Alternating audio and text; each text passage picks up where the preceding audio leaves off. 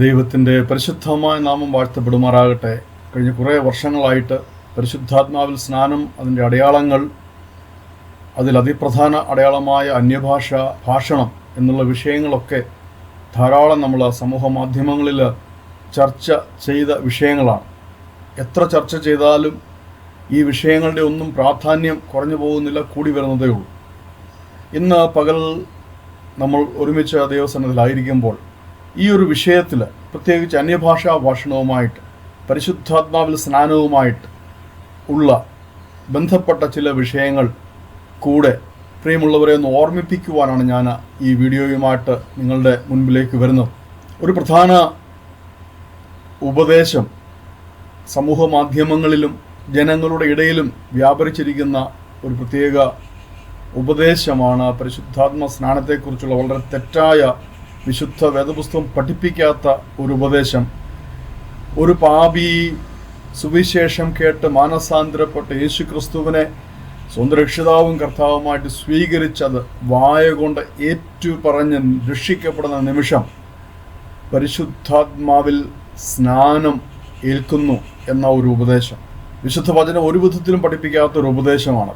ഞാൻ ധാരാളം സമയങ്ങളിൽ ഈ ഒരു വിഷയം ചർച്ച ചെയ്തിട്ടുണ്ട്. സമൂഹ മാധ്യമത്തിൽ ധാരാളം ബൈബിൾ ക്ലാസ്സുകൾ ഈ വിഷയത്തിൽ ചെയ്തിട്ടുണ്ട്.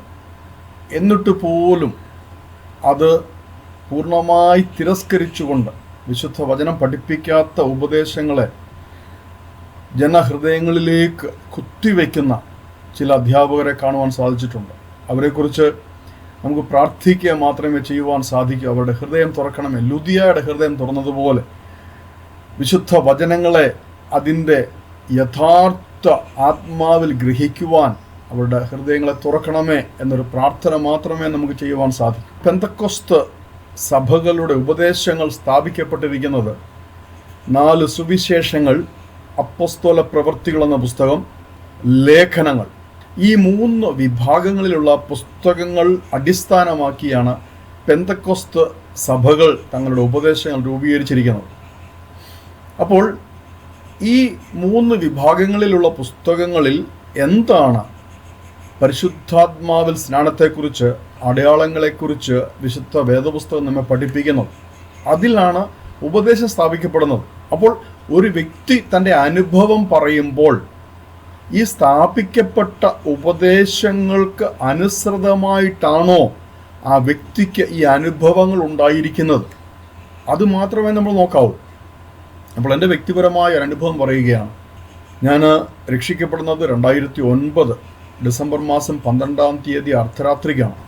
രക്ഷിക്കപ്പെട്ട ആ രാത്രിയിൽ തന്നെ ഒരു സ്വപ്നത്തിലൂടെ കർത്താവ് വ്യക്തമായിട്ട് ഇടപെട്ട് ഞാൻ ചെയ്തുകൊണ്ടിരുന്നതായ, അബുദാബിയിൽ ചെയ്തുകൊണ്ടിരുന്നതായ ജോലി രാജിവെക്കുവാനായിട്ട് എനിക്ക് നിർദ്ദേശം തന്നു. ഞാൻ അടുത്ത ദിവസം രാവിലെ ഓഫീസിൽ ചെന്ന് എൻ്റെ ജോലി രാജിവെച്ചു. അതിനുശേഷം അന്ന് എനിക്ക് പെന്തക്കോസ്തിനെക്കുറിച്ചോ ഈ രക്ഷയെക്കുറിച്ചോ വിശുദ്ധ വേദപുസ്തകത്തിലെ അടിസ്ഥാന ഉപദേശങ്ങളെക്കുറിച്ചോ ഒന്നും അറിയില്ല.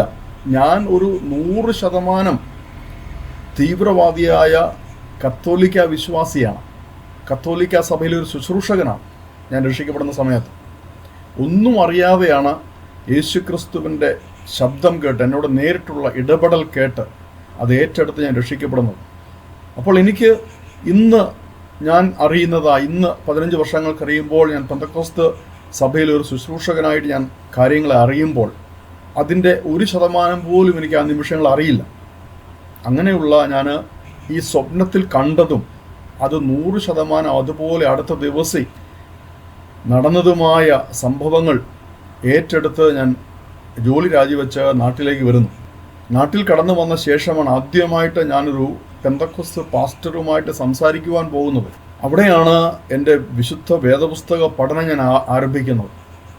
അവിടെയാണ് പെന്തക്കോസ്ത് കൂട്ടായ്മയും പ്രാർത്ഥനയും ഉപവാസവും ആരാധനയും ഒക്കെ ഞാൻ പരിചയിക്കുന്നത്. അപ്പോൾ ഞാൻ 2010 ജാനുവരിയിൽ നാട്ടിൽ കടന്നു വരുന്നു. ഒരു പെന്തക്കോസ്ത് കൂട്ടായ്മയ്ക്ക് പോകുവാൻ ആരംഭിക്കുന്നു. എൻ്റെ ആ നിമിഷം വരെ പെന്തക്കോസ്തുകാരെക്കുറിച്ചുണ്ടായിരുന്നതായ എൻ്റെ തെറ്റിദ്ധാരണകൾ നേരിൽ കണ്ട് അത് പതിയെ മാറിപ്പോകുന്നു. അടുത്ത മാസം ഫെബ്രുവരിയിൽ തന്നെ ജലത്തിൽ സ്നാനപ്പെടുവാനായിട്ട് ഞാൻ തയ്യാറാകുന്നു. അക്കാര്യം ദേവദാസനെ അറിയിക്കുന്നു. ആ ഒരു കാര്യത്തിന് അതിഭയങ്കരമായ എതിർപ്പുകൾ ഉണ്ടാകുന്നു. ദേവദാസനും എനിക്കും അത് മുന്നോട്ട് കൊണ്ടുപോകാൻ കഴിയാതെ ഞങ്ങളത് കർത്താവിൻ്റെ ഇടപെടലിനായിട്ട് അത് മാറ്റിവെക്കുന്നു. അങ്ങനെ ഞാൻ ആ കൂട്ടായ്മയുമായിട്ട് ചേർന്ന് മുന്നോട്ട് പോകുമ്പോൾ ഒരു ദിവസം ഈ ഭവനത്തിൽ എൻ്റെ പ്രാർത്ഥനാ മുറിയിൽ ഏകനായിട്ട് ഞാൻ പ്രാർത്ഥിച്ചു കൊണ്ടിരിക്കുമ്പോൾ എന്തെന്നില്ലാത്ത ഒരു പ്രത്യേക അനുഭവം, ഒരു ആത്മീയ സന്തോഷം കൊണ്ട് ഞാൻ നിറയപ്പെടുകയാണ്. ഞാൻ മലയാളത്തിലാണ് പ്രാർത്ഥിക്കുന്നത്. കുറച്ച് കഴിഞ്ഞപ്പോൾ മനസ്സിലാകുന്നു ഞാൻ പ്രാർത്ഥിക്കുന്നത് മലയാളത്തിലല്ല, വേറെ ഏതോ എനിക്ക് അപരിചിതമായൊരു ഭാഷയിലാണ്. പക്ഷേ അതൊരു നല്ല ഭാഷയാണ്, നല്ല സംഗീതാത്മകമായൊരു നല്ല ഭാഷ. അപ്പോൾ ഞാൻ അതേക്കുറിച്ച് ആശ്ചര്യപ്പെട്ടപ്പോൾ എൻ്റെ ഹൃദയത്തിൽ ഒരു ചിന്ത ദൈവാത്മാവ് തരികയാണ്. മകനെ, നീ ഇപ്പോൾ സംസാരിച്ചു കൊണ്ടിരിക്കുന്നത് അരമായ ഭാഷയാണ്, കർത്താവ് സംസാരിച്ച ഭാഷയാണ്. ഇത് തൽക്കാലം രഹസ്യമാക്കി വയ്ക്കുക, ആരോടും ഇത് പറയരുത്, തക്ക സമയത്ത് ഞാനിത് നിനക്ക് വെളിപ്പെടുത്താം എന്ന് പറയുകയാണ്. തുടർന്ന് ഓരോ ദിവസവും ഞാനിത് രഹസ്യമായിട്ട് പ്രാർത്ഥിച്ചു കൊണ്ടിരുന്നു. പ്രാർത്ഥിക്കുമ്പോഴൊക്കെ ഈ ഭാഷയാണ് വരുന്നത്. തുടർന്നുള്ള ദിവസങ്ങളിൽ ഞാൻ ഏകനായിരുന്ന് പ്രാർത്ഥിക്കുമ്പോഴൊക്കെ ഈ ഭാഷ എൻ്റെ നാവിലൂടെ പുറത്തു വരുന്നു. ഞാൻ ഒരു കാര്യം മനസ്സിലാക്കിയത്, അതിൽ വാക്കുകൾ ചേർക്കപ്പെടുന്നത് വ്യക്തമായിട്ട് മനസ്സിലാക്കി. അങ്ങനെ ഞാൻ അപ്രകാരം എൻ്റെ മാതൃഭാഷയായ മലയാളത്തിൽ പ്രാർത്ഥിക്കുന്നുവോ അതുപോലെ കർത്താവിനോട് ഈ ഭാഷയിൽ സംസാരിക്കുവാൻ ആരംഭിച്ചു. അങ്ങനെ വിശ്വാസ ജീവിതത്തിൽ പടിപടിയായി മുന്നേറിക്കൊണ്ട് മുൻപോട്ട് പോകുമ്പോഴാണ് 2010 സെപ്റ്റംബർ മാസം 14 ഞാൻ റോഡിലൂടെ സ്കൂട്ടറിൽ യാത്ര ചെയ്യുമ്പോൾ എന്നെ റോഡരികിൽ നിന്ന ഒരു അപരിചിതൻ കൈകാട്ടി നിർത്തിച്ച് എൻ്റെ നേരെ വിരൽ ചൂണ്ടിക്കൊണ്ട് ഓടി വന്ന് ആക്രോശിച്ചുകൊണ്ട് ആജ്ഞാപിച്ചുകൊണ്ട് ഇങ്ങനെ പറഞ്ഞത്, ഞാൻ നിന്നെ ഗൾഫിൽ നിന്ന് എൻ്റെ വേലയ്ക്കായി വിളിച്ചുകൊണ്ട് വന്നിരിക്കുന്നു, നീ സ്നാനപ്പെടാതെ മുങ്ങി നടക്കുന്നു, വേഗം പോയി സ്നാനപ്പെട്ട് കൊള്ളണം. ഞാനത് അനുസരിച്ച് എൻ്റെ ദേവദാസനെ വിളിക്കുന്നു. ഞങ്ങൾ ഒരുമിച്ചിരുന്ന് പ്രാർത്ഥിക്കുന്നു.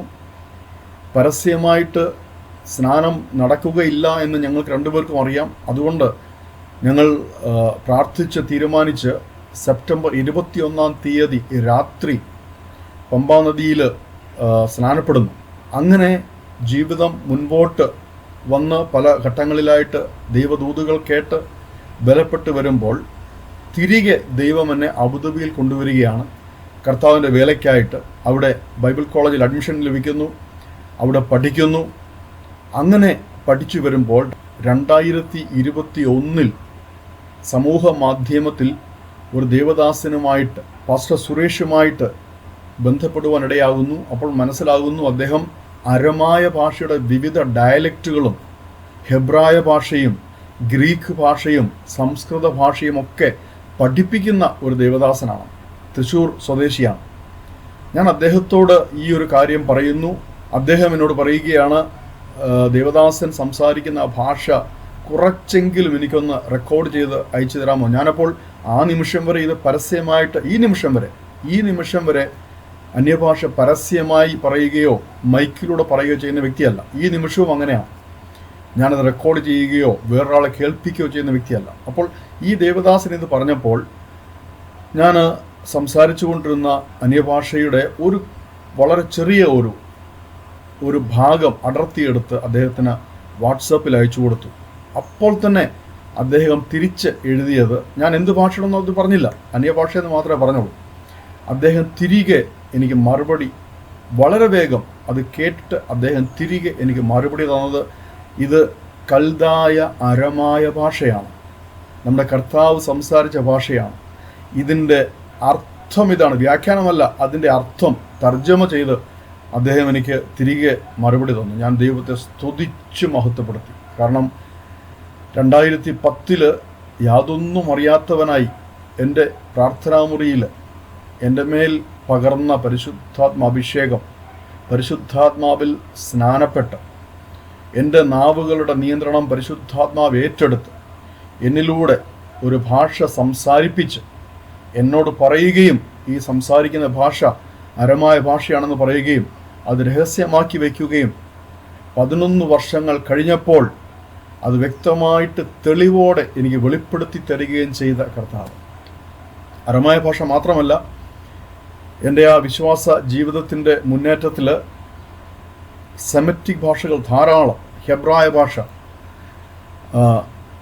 അറബി ഭാഷ, ഇതൊക്കെ പ്രാർത്ഥനയിലും ശുശ്രൂഷയിലും, എൻ്റെ രഹസ്യ പ്രാർത്ഥനയിലും ആത്മീയ ശുശ്രൂഷകളിലും എൻ്റെ നാവിലൂടെ വരുന്നത് എനിക്ക് മനസ്സിലാക്കുവാനും ശ്രദ്ധിക്കുവാനും സാധിച്ചിട്ടുണ്ട്.